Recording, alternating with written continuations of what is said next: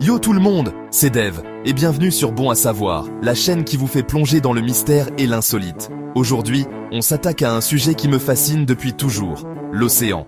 Ouais, cet immense truc bleu qui recouvre 70% de la planète et qui est encore plus mystérieux que l'espace.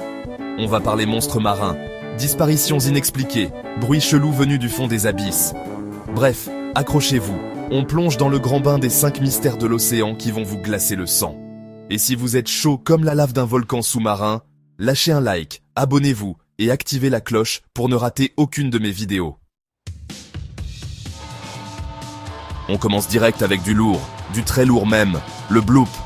Imaginez, 1997, les scientifiques captent un son hyper puissant dans l'océan Pacifique, un truc tellement fort qu'on l'a entendu à des milliers de kilomètres à la ronde. Un bruit sourd, profond, flippant, comme un rugissement venu des abysses. Les chercheurs ont appelé ça le bloop. Et croyez-moi, ce son a de quoi vous filer des frissons dans le dos. Alors, c'était quoi ce truc? Un monstre marin géant? Une baleine mutante? Un sous-marin russe super secret? Les théories les plus folles ont circulé sur le net.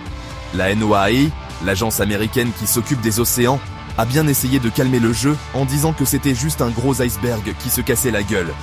Mais franchement, vous y croyez, vous, à leur histoire d'iceberg? Moi, pas vraiment. Le bloop, c'est le genre de mystère qui vous fait réaliser à quel point on ne connaît rien de ce qui se passe dans les profondeurs de l'océan. Et si c'était vraiment un monstre marin? Un truc énorme, tapi dans le noir, attendant son heure? Bon, j'arrête de vous faire flipper, mais dites-moi ce que vous en pensez dans les commentaires. Accrochez vos ceintures, on plonge maintenant dans la fosse des Mariannes, l'endroit le plus profond de la planète. On parle de 11 km sous la surface, les gars. C'est tellement profond qu'on pourrait y faire tenir tranquillement le mont Everest, et il resterait encore de la place. Là-bas, la pression est infernale, l'obscurité totale, et on y trouve des créatures plus étranges les unes que les autres. Genre le poisson ogre, un truc tout moche avec une grosse tête et des dents pointues, qui ressemble à un cauchemar de gosse. Le truc flippant, c'est qu'on a exploré à peine 5% de la fosse des Mariannes. Alors imaginez un peu les monstres marins qu'on pourrait trouver dans les 95% restants. Des calamars géants, des requins préhistoriques, des trucs encore plus chelous qu'on n'a même pas imaginés. Perso, je préfère encore rester au sec sur ma chaise de bureau. Qui n'a jamais entendu parler du triangle des Bermudes? Cette zone mystérieuse, située entre la Floride, Porto Rico et les Bermudes, où des dizaines de bateaux et d'avions ont disparu sans laisser de traces.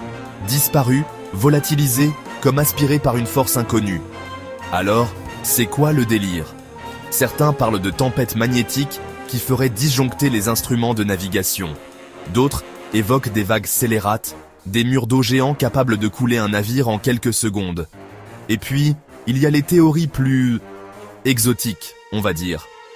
Portail vers d'autres dimensions? Base secrète extraterrestre? Atlantide, la cité perdue? Franchement, avec le triangle des Bermudes, tous les scénarios sont possibles. Le mystère reste entier, et c'est ça qui est fascinant. Alors, vous en pensez quoi? Dites-le moi dans les commentaires. Bon, là, on va parler d'un mystère qui a une explication un peu moins flippante que les autres, mais qui est tout aussi fascinant. Au large du Japon, des plongeurs ont découvert des cercles parfaits, dessinés sur le fond de l'océan. Des cercles réguliers, complexes, comme tracés au compas par une main invisible. Évidemment, les théories les plus folles ont fusé. Messages extraterrestres? Portail vers d'autres mondes? Traces d'atterrissage d'ovnis? Bon, en vrai, la réponse est un peu moins glamour. Il s'avère que ces cercles sont l'œuvre d'un petit poisson globe mâle qui les dessine avec ses nageoires pour attirer les femelles. Ouais, vous avez bien entendu, un poisson qui fait de l'art pour pécho. C'est pas mignon ça? Ces cercles, c'est un peu comme le Tinder des poissons globes, quoi. Et le plus fou, c'est que plus le cercle est complexe, plus le mâle a de chances de trouver l'amour. Alors, la prochaine fois que vous verrez un cercle parfait au fond de l'eau, pensez au petit poisson globe amoureux.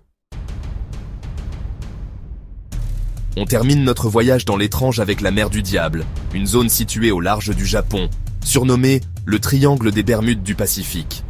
Et pour cause, des navires y ont disparu sans laisser de traces, des avions se sont volatilisés, des équipages entiers se sont évaporés, bref, la totale. Les légendes locales parlent de dragons marins gigantesques qui engloutiraient les bateaux, de monstres marins terrifiants qui rôdent dans les profondeurs. D'autres évoquent des anomalies magnétiques, des vortex spatio-temporels, des expériences gouvernementales top secrètes. Bref, la mer du diable, c'est un peu le grand bazar du mystère. Alors, coïncidences malheureuses ou phénomènes inexpliqués? Mythe ou réalité? Difficile de trancher, mais une chose est sûre, la mer du diable reste l'un des endroits les plus mystérieux et les plus dangereux de la planète. Pas sûr que j'aille d'y faire un tour en paddle, moi. C'est la fin de notre exploration des mystères de l'océan. J'espère que ce voyage dans l'étrange vous a plu. Si c'est le cas, n'hésitez pas à lâcher un like, à vous abonner à la chaîne et à activer la cloche pour ne rater aucune de mes prochaines vidéos. Et dites-moi dans les commentaires quel mystère vous a le plus intrigué. Moi perso, c'est le bloop. Ce son me donne encore des frissons. Sur ce, prenez soin de vous et n'oubliez pas, l'océan est plein de secrets. Et voilà pour ces 5 mystères de l'océan. Lequel vous a le plus intrigué? Dites-le en commentaire, likez et abonnez-vous pour plus de faits incroyables sur Bon à savoir.